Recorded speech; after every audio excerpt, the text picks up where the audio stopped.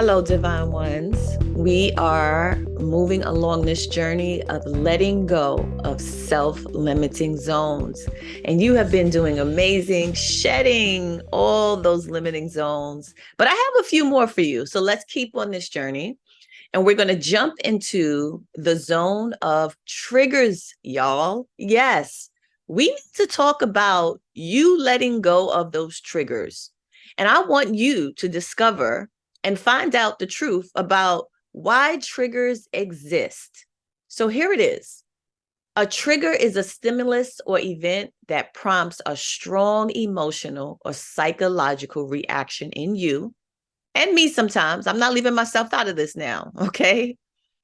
They are emotional responses that result from your past traumatic or distressing experiences. And they can be automatic and totally catch you off guard, making you perceive a current situation through the lens of, guess what? Your emotional wounds. So it's so important to understand triggers and their effects on you and how to handle them for your emotional well-being and personal development.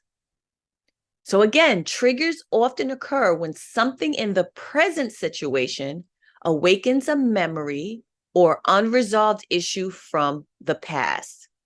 So let me give you some examples. This will help you a bit. Maybe someone who grew up in an unstable household is triggered by a loud argument. And that loud argument leads to feelings of anxiety and panic. Another example would be an individual who experienced betrayal in a past relationship. And they might be triggered by a simple thing as a friend who just canceled plans. But that trigger leads them to feelings of distrust and rejection. Another one might be a person who experienced bullying in childhood, and they may be triggered by a coworker's criticism, and that leads to feelings of inadequacy or defensiveness. Someone who went through a difficult breakup may be triggered by seeing a happy couple, leading to feelings of sadness and jealousy. Now, here's the thing. Notice how these triggers led to reactions that seemed to emerge from nowhere and suddenly produced intense emotions like anger, fear, anxiety, or sadness without consciously connecting them to a past event. These reactions can be disorienting because they appear disproportionate to the current situation. Triggers are not about others or the present moment. They are about your unresolved pain and trauma. They serve as a signal that there is healing work to be done. Ding, ding, ding, ding, ding, ding, ding. This is where your key to liberation begins. Triggers can actually be seen as a gift, giving you insight to where you need to do work for you, my divine one. So rather than assigning blame to external factors, triggers invite you to turn inward and address your emotional wounds. So what I'm going to do now is offer you several steps to self-regulate when the triggers occur, because they will occur until you become more conscious of them. So the first step is to know your triggers. In order to manage them, you have to know them and recognize what sets you off and those triggers off. This requires you to do some deep looking and to be self-aware and identify specific situations, words, actions, or people that trigger you so that you can proactively manage your emotions. The next thing you want to do is be mindful of your narrative. We talked about this in previous limiting zones. And it comes back up because this needs to be a life practice that you continuously are aware of. Looking at your story, looking at the narrative that you create. So when triggered, you can often create a narrative about the situation that may not be entirely accurate. So it's important that you are aware of the story you construct in your mind and how it connects to your past experiences. Then scrutinize that narrative as the next step. Challenge the validity of the story you're telling yourself. Ask yourself whether the assumptions you have about the situation are grounded in facts or colored by past experiences and emotions. Now, the next step, this is the fourth one, is to reflect on your past experiences and emotions that might be directly linked to the trigger. See, this reflection serves as a guide to understanding where the healing work is needed. It's an indication that there could be unresolved issues you might or need to confront and ultimately release. This may involve the process of self-forgiveness or extending forgiveness to someone else. Consider whether the issue runs so deep that seeking professional guidance from a therapist could be beneficial. It's worth evaluating whether a conversation with someone involved is necessary for resolution. And it's important that you know this idea of forgiveness or having a conversation with someone for resolution is about you and not about the other person. Don't get concerned about how they respond. What you are doing is forgiving and having a conversation for your well-being and for your peace. Don't be triggered if they don't react the way you want them to. It's about you. Choose you, focus on healing you and closing those unresolved wounds. So embracing the essence of who you are by letting go of this tight grip to the past is so important. Embrace your inner star by surrendering to the past influence, trusting in your innate capacity to heal, accepting what you cannot change, and finding relaxation in the present moment of your life. Isn't that something? That triggers prevent us from being present in the now, the right now, the beauty of life as it is, because we are still hung up on past experiences and emotions. The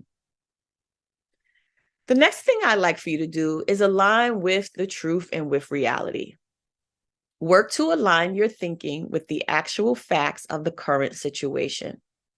This can help you view the present more objectively, preventing past trauma from distorting your perception.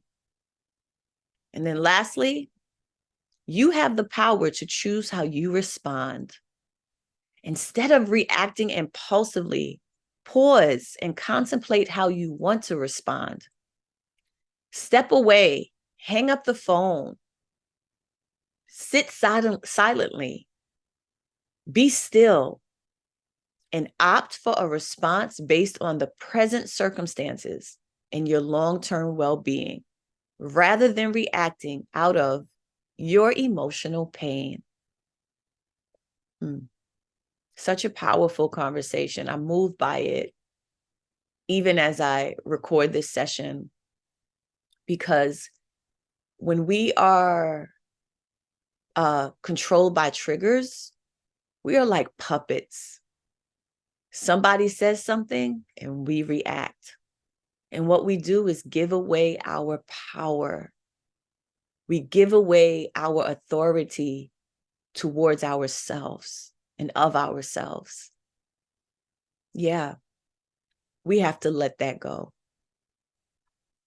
So let's talk about STAR and how we can do that. Let's use our STAR acronym, which has been our guiding path. So again, the S is for surrender. And this means, in this context, letting go of the need to control or even resist your emotions. So though we need to stop being reactive and letting triggers control us, when they come, just acknowledge them as they are. Don't feel like you need to fight against your emotions or deny them. That's what's coming up. And remember, it's a beautiful indicator that you need to heal. Surrender to them. Just don't react to them. All right? So surrender to the fact that you are experiencing these emotions. Acknowledge them without judgment and allow yourself to feel them fully. To sit still and feel them fully. This step is about accepting the presence of triggers without attempting to suppress or deny them. The T is trust. Trust that you have the inner resources and resilience to work through your triggers. Believe in your ability to navigate your emotional landscape and emerge stronger from the experience. Trust that healing is possible and that you can learn from these triggers to become more emotionally resilient. A is to accept. Understand that triggers are a natural response to past pain or trauma. Accept that they may arise from time to time, but they don't define you. Acceptance allows you to approach triggers with a more compassionate and open mindset. And then the last one, R, you know it, it stands for relax. When triggered, your body often tenses up and your mind can become overwhelmed. The relax step encourages you to consciously relax your body and mind. Practice deep breathing or meditation techniques to calm your nervous system. Relaxation helps you gain a clearer perspective on the trigger and reduces the intensity of your emotional response. It allows you to respond to that trigger from a place of calm and clarity rather than reacting impulsively. So in conclusion, recognizing triggers, taking responsibility for your personal healing, and developing self-regulation skills are crucial steps towards your personal growth and emotional resilience. They offer you a beautiful opportunity to break free from reactive patterns and cultivate healthier responses to life's challenges. If you'd like to review these steps, go to your workbook, read through everything thoroughly, and think about which of the tips that I provided to you and the strategies I offered for self-regulation you need to put your best and most attention to immediately. Do the work and you will reap the benefits. You will receive the results and you will manifest the outcome that you most desire. Work cannot be ignored. We have to roll up our sleeves because we are worth it. Our personal development, our evolution unfolding, and the process of becoming more is the most important thing that matters in life. Because when we are one with ourselves, when we are healthy, and we are living and seeing our more unfold, we serve better, we love better, we're happier, we create the things that we want to create, and we live the abundant life that we desire, therefore blessing other people with our abundance. So you are worth it. Get to work and I'll see you in the next lesson.